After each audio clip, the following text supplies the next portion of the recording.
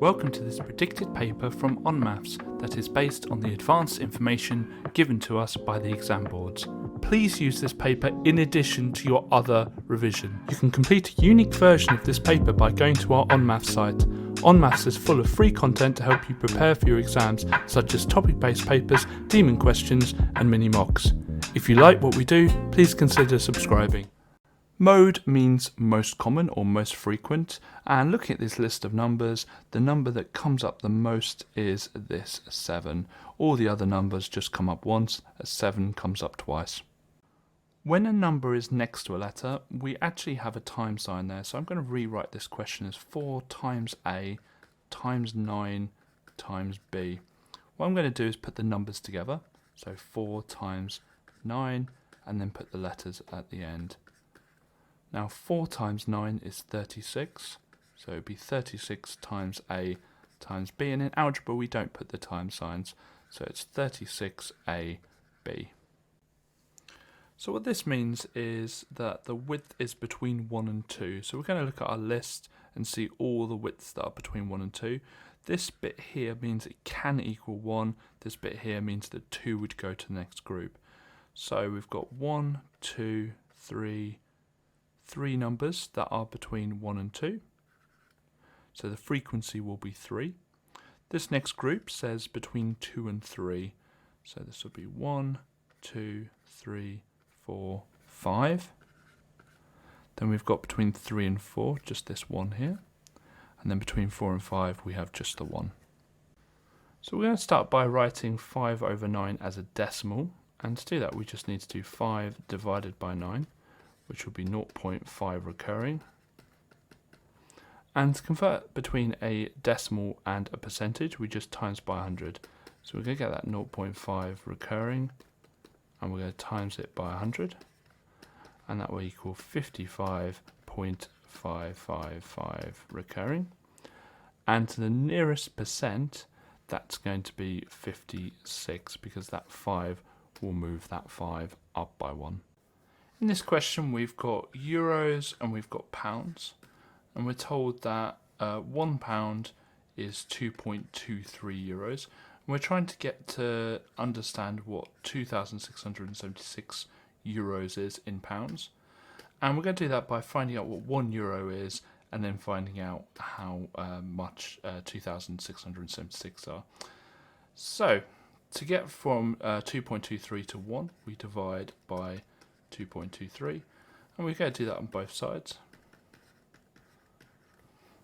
and when we do that we get 0.448 blah blah blah, and then to get from 1 to 2,676 we're going to times by 2,676 on both sides,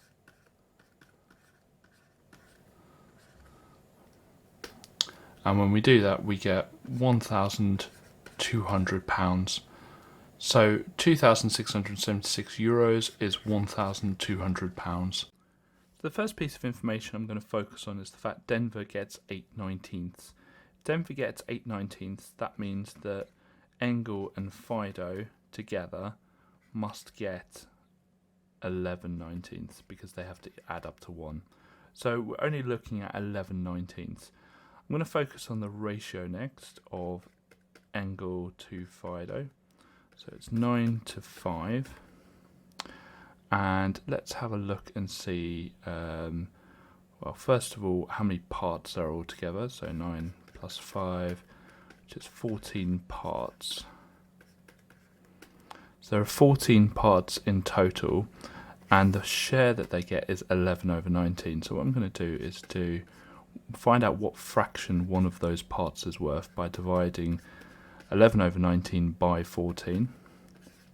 So each part is worth, and I'm just going to keep this into my calculator, 0.041 blah blah blah. And we're asked to find Fido's share. Well, Fido has 5 parts, so Fido has 5 parts, each of them worth 0.041 blah blah blah. I've kept it in my calculator to keep the accuracy, and when I do that I get 0.206 blah blah blah. Now we're asked to work it out as a percent, so I'm just going to times that by 100, So we have 20.676 blah blah blah percent, and it wants it rounded to the nearest percent, so that would be 20%. Or actually it would be 21%, because this would round it up, so 21%. So we've got to first of all find out what the gradient is for our graph. So we're just going to pick 2 points and draw a triangle between them. So I'm just going to pick this point here and this point here, and there's no reason I picked those, just pick those at random. And we look at how far it's going to cross, so it's gone across 10, how far it's gone up, so it's gone from 24 to 36, so it's gone 12 up. And to work out the gradient, which you can call n, or you can just write out the word gradient, it's change in y over change in x. So how much has y changed over how much has x changed? So y is this one here, so it's changed by 12, and x has changed by 10. So it's 12 divided by 10, which is 1.2. Now a gradient represents the amount of change in the y per one change in the x. So for every 1 mile we travel, we're going to go up, it's going to cost 1.2 more. So the interpretation that we give for this context, because this is about taxis, is that the taxi will cost £1.20 or 120 pence per 1 unit on the x per mile. And that's true for the gradient for any context. It's for every one of this, how much of this increases, how much the y increases by. First thing we need to do is work out the area of the wall. And so to do that, we're just going to multiply the 44 by the 40. So 44 times 40 is 1,760. And next thing we notice is that each tin covers 10 meters squared. So it actually means we can work out the fact that there are 1,760 meters squared in total for our wall. And if each tin covers 10 meters squared, then we will need 176 tins. That's the amount of tins we need. And each tin costs £5.70, so it'd be 176 times the 5.7, or yeah, £5.70, or you could do it as 570 pence and convert it at the end. And that gives us a price of 1003.2. And so as money, that would be £1,003.20. To compare fractions, we must have the denominators to be the same number. So we're going to look at the 6, 2 and 4 times table. We're going to try and find a number that's in all the times table. So I'm just going to write out a few numbers in each times table. And we already see a common one there, which is 12. And actually 12 is in all the times tables. And you can see 4 is in 2 of the times tables, 6 is in 2, but only 12 is in all of them. So we're going to convert these so that they're all over 12. And what I'm going to do is times the top and bottom by 2 for this first one, which will be 10 over 12.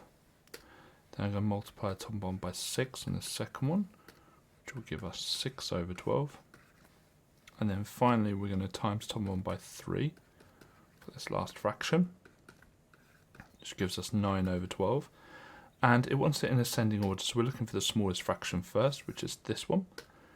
And writing the original fraction as an answer. And then the next one will be this one, because if you look at the numerators, 6, then 9, which will be 3/4. And then 10 is our biggest one, so that would be 5 over 6. Here we're given a triangle, and we're not actually given the values of each of the angles. We're given them in terms of x, but we know that they're going to add up to 180. So we're going to do the 20x plus the 2x plus the 23x, and we know that it's going to equal 180. And the reason is that its angles in a triangle add up to 180. Okay, let's get our tramlines in. Because we've got algebra and we're solving here, we're going to put our tramlines in. Now on the left hand side we need to add these x terms together. So 2x plus 23x will be 25x, plus the 20 will be 45x. And what we're going to do to get x on its own, we're going to divide both sides by 45. So we're going to divide by 45 both sides. And we're going to end up with x equals 4. These types of angles aren't exclusive to parallel lines, but they do crop up quite a lot of times when you're dealing with parallel lines, and these are vertically opposite. So when you've got an angle this side and an angle this side of where two lines intersect, they're known to be vertically opposite. And the beautiful thing about vertically opposite angles is they are equal. So x is just going to equal 15 degrees. And the reason you need to state is that they are vertically opposite. Make sure you state vertically opposite. Sometimes in some exams opposite is enough, and in other exams it has to be vertically opposite. When something is squared, you times it by itself. So another way of writing this is 6x to the power of 7 times 6x to the power of 7. The 6's can go together, and the x to the power of 7's can go together. And 6 times 6 is 36. And x to the power of 7 times x to the power of 7. When you times powers, you add them. So 7 plus 7 is 14. Something else you could have done is just squared the 6 to make 36. And one of the rules is that if you have a power on the inside of a bracket and a power on the outside of the bracket, you multiply them. So 7 times 2 is 14. So this question is asking us really to divide the 5 3/4 by 1 3/4. So we're going to do 5 3/4 divided by 1 3/4, because we're finding out how many of each of these towels, which is 1 3/4 meter, can be made when the total amount of cotton is 5 3/4. So first thing we're going to do is convert them to mixed numbers, to top-heavy or improper fractions, because at the moment they're mixed numbers and we can't divide or times if they're mixed. So we times the 5 by the 4 and add it to the top, which will be 20, and then add it to the top 23, and then do the same. 1 times 4 is 4, plus it to the top is 7 over 4.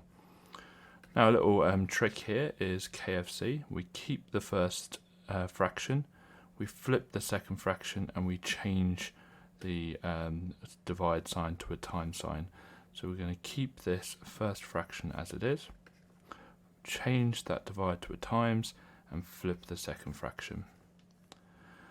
Okay, whenever we multiply, we just multiply the tops, so 23 times 4, which is 92, and we times the bottoms, which will be 28.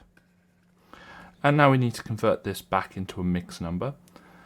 So first of all, actually we can simplify this, because we can divide top and bottom by 4, so that would be 23 over 7, and then make this a mixed number. So 7's into 23 go 3 whole ones, and then obviously 2 remainders, so it's 2 over 7. Now it asks us for the amount of towels that she can sew patterns into. Now the issue here is that she will do 3 whole towels, but then have some left over, but she doesn't have enough to create a 4th towel, so it's just going to be 3 as an answer. We can write the equations of all linear graphs as y equals mx plus c, with m being the gradient and c being the y-intercept. The easiest thing to find is the y-intercept, because it's just where the line crosses the y-axis, so that's going to be -2. We're going to use that point, so the point we've just drawn on, and we're going to have to find another point to find the gradient. Now, I don't really like this point because I don't really know where that is, and we've got to find a coordinate we know the coordinates for. So looking at this, this is a nice coordinate here. And what I'm going to do is just draw a right angle triangle between the 2 points. Try and get it as nice as I can. And we're going to work out how far up and how far right we went. Well, we went 3 right and 4 up. Now, to find the gradient, what we want to do is we find out how much y has changed, so change in y, so that's how far up it's gone, which is 4, and put that over how far right it's gone, so the change in x, which is going to be 3. So our equation is going to be y equals 4 over 3 x minus 2. So for this question, what we need to do is factorise 4t plus 6. Now factorise means put it into brackets. So if I try, what I can do is I can actually put a 1 on the outside here. So 1 times 4t plus 6 is 4t plus 6, but the question clearly states that it is higher than 1. So we need to find another number that's higher than 1 to factorise this with. So if we look at 4t and 6, well, they're both in the 2 times table. So I can put a 2 on the outside here. 2 times 2t is 4t, and 2 times 3 is 6. So what we can do is we can just check that out with smiles and rainbows. Put all my times down there to remind me to times it. So 2 times 2t is 4t, 2 times 3 is 6. So that works because that is the same as this in the question. So we know that 2 times 2t plus 3 works. In fact, it's the only one that works with it being an integer. So we therefore know that the known side, because it says it's a known number, is 2. And the other side will be 2t plus 3. And then when you multiply them together, you get the area of 4t plus 6. So our answer, because it says the length is the known number, so that's the length, then we're finding the width, which is this one here. So it's 2t plus 3. To find the mean, we need to work out the sum of the numbers, basically what they add up to. And what we then do is divide that by the amount of numbers.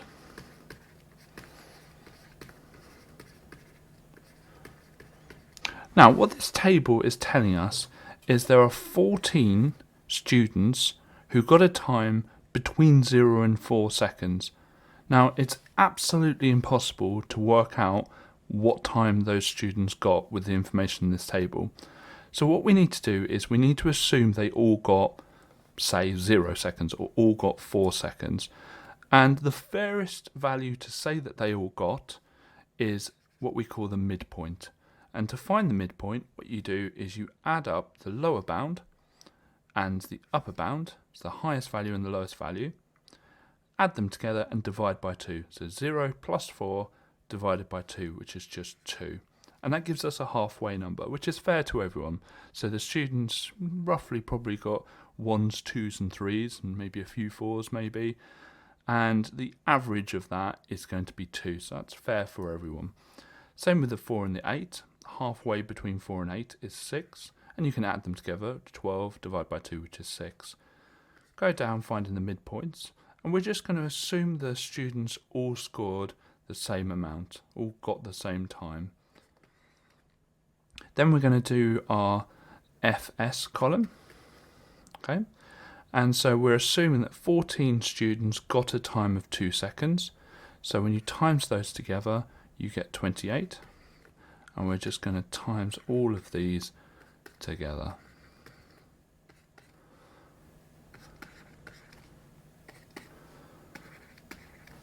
Okay, next we're going to work out the sum of the FS. And to work that out, we just add all of these up together. So we're going to do 28 plus 36 plus 30 plus 126 plus 36. And when you add them all up, you get 256. Now, that will give us the sum of numbers, so we're going to put that into our working out now. And we need to find out how many numbers there are. Well, the frequency column will tell us how many numbers there are, so we're just going to add all of those up together. So we're going to find the sum of the frequency, which is 14 plus 6 plus 3 plus 9 plus 2, which is 34. And when we do 256 divided by 34, we get 7.529 blah blah blah. It says it wants it to 2 decimal places, so we're going to round it to 7.53. The equation of any straight line can be written as y equals mx plus c. So we need to find the gradient, which is m, and the y-intercept, which is c, for this line. Now, we are given a clue.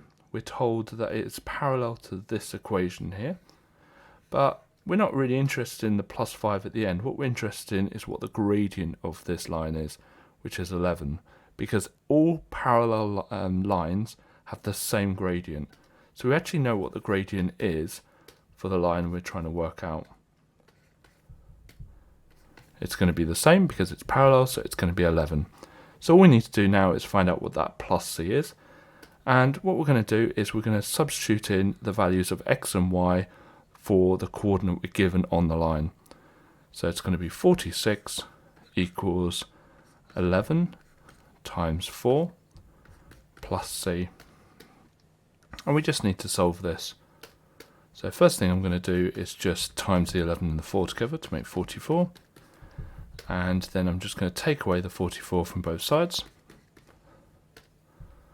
So we get 2 equals c, or c equals 2. And we can put that into our equation. And that is our answer. So it's going to be 11x plus 2. Something we know about rectangles is opposite sides are equal. So these two will be equal.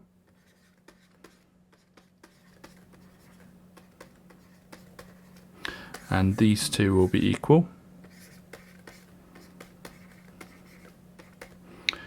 And you notice now that we've got simultaneous equations. So what I'm going to do is get the coefficient of the y the same. And I'm going to do that by multiplying everything in the second equation by 3. So we get 6x plus 9y equals 123. And I'm just going to write in the first equation underneath, because with simultaneous equations we work downwards. Now looking at the signs, they are the same, and the s in same is the s in subtract. So we're going to subtract going downwards. We're just going to subtract going downwards. So 6x take away 3x is 3x. 9y take away 9y is nothing, which is good. That's what we need. And then 123 take away 93 is 30. We're going to get our solving lines in, and we're just going to divide by 3 both sides.